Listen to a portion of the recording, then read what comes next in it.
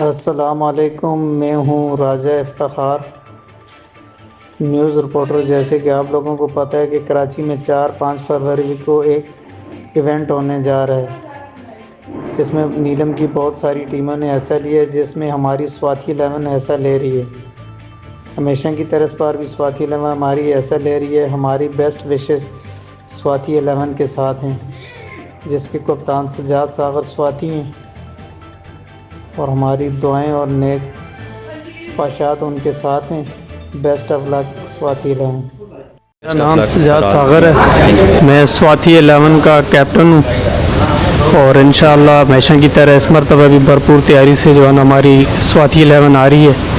और सबसे ज़्यादा मैं शुक्रिया अदा करता हूँ जो हमारे स्पॉन्सर हैं अदील फारूकी साहब, वो हमेशा की तरह इस बार भी हमें सपोर्ट कर रहे हैं और ये इस मरतबा भी हम एडिशन ऐड का हिस्सा हैं।